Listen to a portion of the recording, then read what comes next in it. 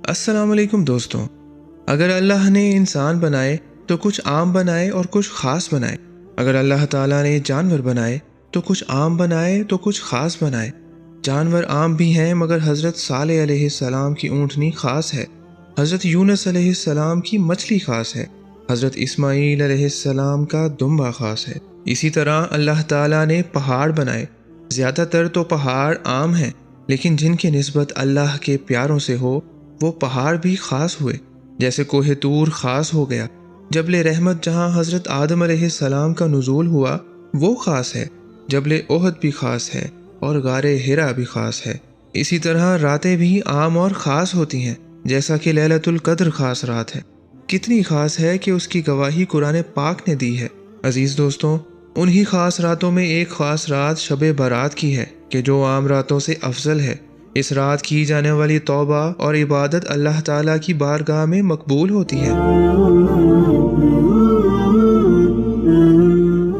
अगर आप हमारे इस चैनल पर नए हैं तो बराह करम इस चैनल को सब्सक्राइब करें और हमारी वीडियोस को अपने दोस्तों के साथ आगे शेयर करें। रसूल दो आलम सल्लल्लाहु अलैहि वसल्लम ने इरशाद फरमाया कि जब शब बारात आए तो शब बेदारी किया करो और दिन को रोज़ा रखा करो। रवायात में आता है हज़रत मूसा अलैहिस्सलाम को मर्तबा नबूवत शब बारात को मिला। हज़रत इब्राहीम अलैहिस्सलाम ने नमरूद का रद्द भी शब बारात को किया था। तकसीम रिस्क भी शब बारात को किया जाता है। पैदाइश की अमूर शब बारात को तय किए जाते हैं। मौत के अहकाम भी शब बारात को किए जाते हैं। कुरान पाक का नज़ूल अव्वल भी शब बारात को हुआ। खुदा की रहमत के 300 दरवाजे शब बारात को खुलते हैं। हज़रत जिब्राईल अलैहिस्सलाम की बारगाह मुस्तफ़ा में ख़ास हाज़िरी भी शब बारात को हुई। उम्मत की बख्शिश का पैगाम शब बारात को आया। शब बारात में दुआ करने वालों के लिए बिशारत है। अजीज़ दोस्तों, सरकार मदीना सल्लल्लाहु अलैहि वसल्लम ने माह शाबान की फजीलत बयान करते हुए फरमाया कि शाबान को दूसरे महीनों पर इस तरह फजीलत है जिस तरह मुझे तमाम अंबिया पर फजीलत है, और शब बारात इसी माह मुबारक की 15वीं रात है। हज़रत इमाम अब्दुर्रहमान सफूरी रहमतुल्लाह अलैह नकल फरमाते हैं कि अल्लाह के प्यारे नबी हज़रत सैयदना ईसा अलैहिस्सलाम कहीं तशरीफ़ ले जा रहे थे। रास्ते में एक पहाड़ आया जिसके ऊपर सफ़ेद रंग का बड़ा खूबसूरत और हसीनो जमील पत्थर देखा। हज़रत ईसा अलैहिस्सलाम हैरानी के आलम में उसे देखने लगे। ताज्जुब फरमाया तो अल्लाह ताला ने निदा फरमाई कि ऐ मेरे प्यारे ईसा, क्या इस पत्थर से भी अजीब चीज़ तुमको दिखाएं? हज़रत ईसा अलैहिस्सलाम ने अर्ज़ किया कि या अल्लाह, मैं देखना चाहता हूँ। अजीज़ दोस्तों, उसी वक्त पत्थर खुल गया जैसे दरवाज़ा खुलता है और उस पत्थर से एक नूरानी शक्ल वाले हसीन व जमील बुजुर्ग बरामद हुए। उनका चेहरा रोशन था और हाथ में सब्ज छड़ी थी और साथ एक दरख्त लगा हुआ था जिस पर बड़े खूबसूरत अंगूरों के खोशे लगे हुए थे। उस बुजुर्ग ने आते ही हज़रत ईसा अलैहिस्सलाम को सलाम अर्ज़ किया। हज़रत ईसा अलैहिस्सलाम ने सलाम का जवाब दिया। उन बुजुर्ग ने कहा, या नबी अल्लाह, ये अंगूर मेरी रोज़ की खुराक है। मैं ये खाता हूँ और इस पत्थर के अंदर रहता हूँ और अल्लाह की इबादत करता हूँ। हज़रत ईसा अलैहिस्सलाम ने फरमाया, कब से इस पत्थर में रह रहे हो? उस बुजुर्ग ने अर्ज़ की, हुजूर, मैं 400 साल से यहाँ रह रहा हूँ। प्यारे दोस्तों, हज़रत सैयदना ईसा अलैहिस्सलाम ने अल्लाह ताला की बारगाह अक़दस में अर्ज़ किया कि इलाही, क्या इससे अफजल इबादत करने वाला भी कोई है? आवाज़ कुदरत आई कि हाँ, मेरे महबूब सल्लल्लाहु अलैहि वसल्लम का उम्मती शाबानुल मुअज़्ज़म की 15वीं रात शब बारात को 2 नफल अदा करे, उसकी 2 रकत नमाज इस शख्स के 400 साल की इबादत से अफजल है। इमाम गज़ाली रहमतुल्लाह अलैह लिखते हैं कि जैसे मुसलमानों को ईद उल फित्र और ईद उल अज़हा को ईदें मिली हैं, बिल्कुल ऐसे ही फरिश्तों को आसमान पर तौईद की रातें मिली हैं। सबसे पहली रात शब बारात की है और दूसरी रात लैलतुल क़द्र है। कुरान पाक में अल्लाह ताला ने इरशाद फरमाया, इन्ना अंज़लनाहु फ़ी लैलतिन मुबारका, कि हमने कुरान पाक को बरकत वाली रात में नाजिल किया। बहुत से मुफस्सिरीन इस बात पर मुत्तफ़िक हैं कि लैलतुल मुबारका से मुराद शब बारात है, जबकि सूरतुल क़द्र में अल्लाह ताला ने फरमाया, इन्ना अंज़लनाहु फ़ी लैलतिल क़द्र, कि हमने उसे लैलतुल क़द्र में नाजिल किया। प्यारे दोस्तों, बज़ाहिर दोनों आयात मुतज़ाद नज़र आती हैं, लेकिन अगर हम हकीकत की तरफ जाएं तो ये बात वाज़ेह हो जाती है कि कुरान पाक के 2 नुज़ूल हुए। नुज़ूल अव्वल लोहे महफूज से बाबुल इज़्ज़त तक है। बाबुल इज़्ज़त क्या है? आसमानों के किनारों पर एक नूर का दरवाज़ा है जिसे बाबुल इज़्ज़त कहते हैं। बाबुल इज़्ज़त में कुरान पाक के सिपारे नाजिल हुए, इसीलिए अल्लाह ताला ने कुरान पाक में इरशाद फरमाया, فلا اقسم بمواقع النجوم کہ ہمیں قسم ہے اس جگہ کی جہاں ستارے اترتے ہیں۔ عزیز دوستوں، ستاروں سے مراد قرآن کے سپارے ہیں، اور سپاروں کا جب نزول اول ہوا تو لوح محفوظ سے باب العزت پر ہوا، اور یہ نزول اول یعنی قرآن پاک کا پہلا نزول شب برات کو ہوا، اور باب العزت سے بارگاہ مصطفیٰ صلی اللہ علیہ وآلہ وسلم تک قرآن مجید کا دوسرا نزول لیلۃ القدر میں ہوا۔ اسی طرح حضرت انس رضی اللہ تعالی عنہ کسی کام سے سیدہ عائشہ رضی اللہ تعالی عنہا کی بارگاہ میں آئے، عرض کی ام المومنین مجھے جلد واپس بھیجیں، میں بڑی جلدی میں ہوں، کیونکہ میرے آقا صلی اللہ علیہ وآلہ وسلم شب برات کے حوالے سے بیان فرما رہے ہیں اور شب برات کی عظمت و اہمیت بیان فرما رہے ہیں۔ سیدہ عائشہ صدیقہ رضی اللہ تعالی عنہا نے فرمایا، اے انس بیٹھ جاؤ، میں تمہیں شب برات کے حوالے سے ایک بات سناتی ہوں۔ حضرت انس رضی اللہ تعالی عنہ فرماتے ہیں، میں ام المومنین حضرت عائشہ کی بارگاہ میں ادب کے ساتھ بیٹھ گیا۔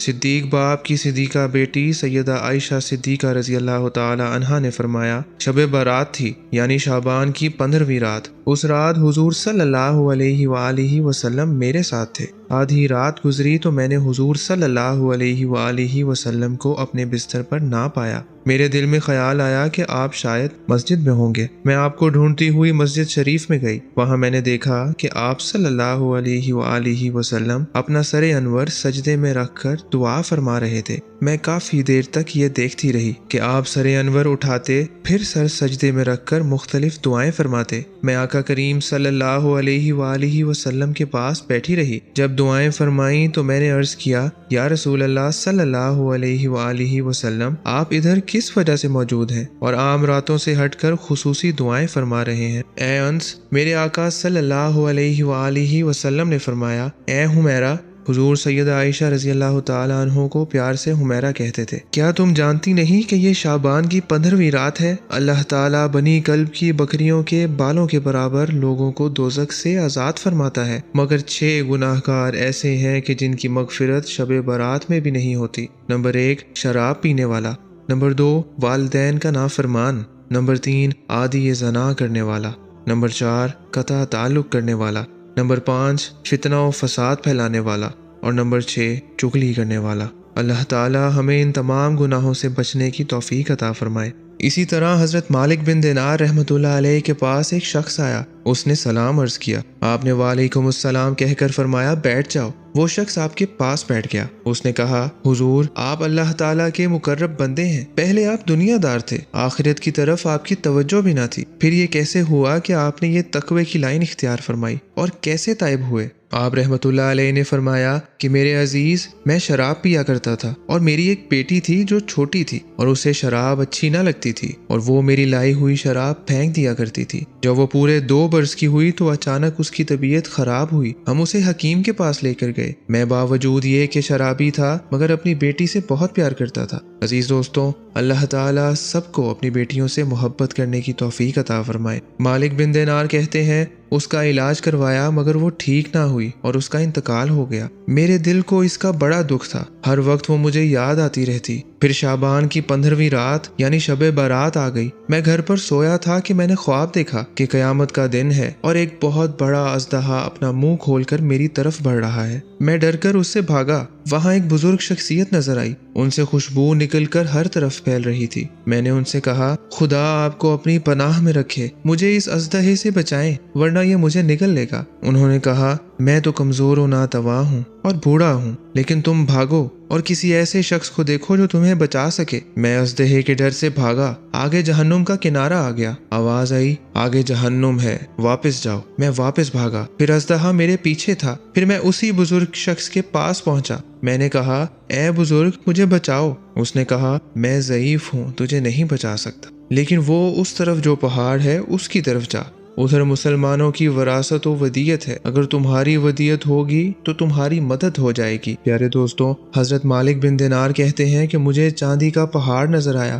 میں اس کے قریب پہنچا، وہاں ایک فرشتہ کھڑا تھا۔ اس نے پکار کر کہا، دروازہ کھول دو۔ چنانچہ دروازہ کھل گیا، میں اندر داخل ہوا۔ وہاں میں نے اپنی بیٹی کو دیکھا۔ اس نے اپنے دائیں ہاتھ سے میرا بازو پکڑا اور بایاں ہاتھ جب اژدہے کی طرف بڑھایا تو وہ بھاگ کھڑا ہوا۔ میری بیٹی نے مجھے مخاطب کر کر فرمایا، اے ابا جان، کیا ایمان والوں کے لیے اب بھی وقت نہیں آیا کہ وہ اللہ تعالیٰ کی بارگاہ میں جھک جائیں پھر اس نے کہا ابا جان وہ اژدہا تمہارے برے اعمال تھے اور وہ بزرگ جس نے تمہیں ادھر کا راستہ بتایا وہ تمہارے نیک عمل تھے، اب بھی وقت ہے توبہ کر لو۔ حضرت مالک بن دینار کہتے ہیں کہ میری آنکھ کھلی اور میری آنکھوں سے آنسو گرنے لگے، میں نے توبہ کی، رات عبادت کرتا رہا اور یوں میری زندگی تبدیل ہوئی۔ پیارے دوستوں، ایک شرابی کو اللہ تعالیٰ نے شب برات کی برکت سے ایسی ہدایت عطا فرمائی کہ وہ ولیوں کا امام بن گیا۔ حضرت کعب رضی اللہ تعالیٰ عنہ بیان فرماتے ہیں کہ جب شب برات آتی ہے تو اللہ تعالیٰ حضرت جبریل علیہ السلام کو حکم دیتے ہیں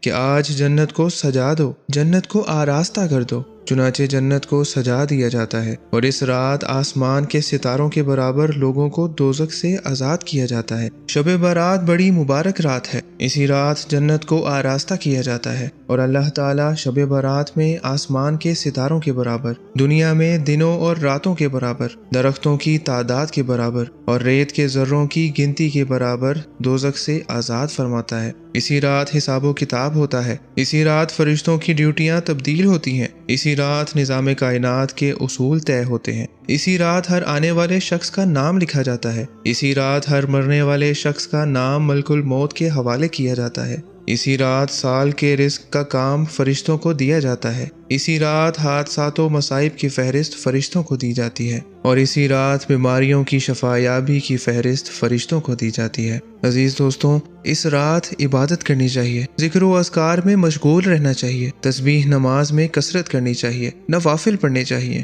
حضور پاک صلی اللہ علیہ وآلہ وسلم پر درود بھیجنا چاہیے۔ یہ رات رزق وسیع کرنے کی رات ہے، بس یہ ہے کہ اللہ تعالیٰ اور اس کے رسول کے احکام کی پابندی کرو، موت کو یاد کرو۔ اسی رات قبرستان جا کر اہل قبرستان کے لیے اور تمام مسلمانوں کے لیے دعائے مغفرت کرنا مستحب ہے۔ شب برات کو حضور اکرم صلی اللہ علیہ وآلہ وسلم قبرستان تشریف لے جاتے اور مردوں کے لیے دعائے مغفرت فرماتے تھے، مگر خواتین کے لیے یہ شرط ہے کہ بے پردگی نہ ہو۔ اگر بے پردگی اور رش کا معاملہ ہو تو پھر قبرستان جانے سے بہتر ہے کہ گھر پر ہی دعائیں مغفرت کرنی چاہیے۔ اس رات کو جاگ کر گزارنا چاہیے اور کثرت نوافل کرنی چاہیے اور اللہ تعالیٰ سے دعائیں مغفرت کرنی چاہیے۔ تو دوستوں، دعا ہے کہ اللہ تعالیٰ ہمیں نیک کام کرنے اور برائیوں سے بچنے کی توفیق عطا فرمائے اور اس بابرکت رات کے صدقے ہم سب کی بخشش فرمائے۔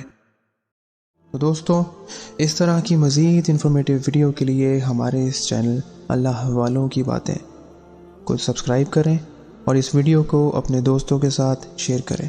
شکریہ۔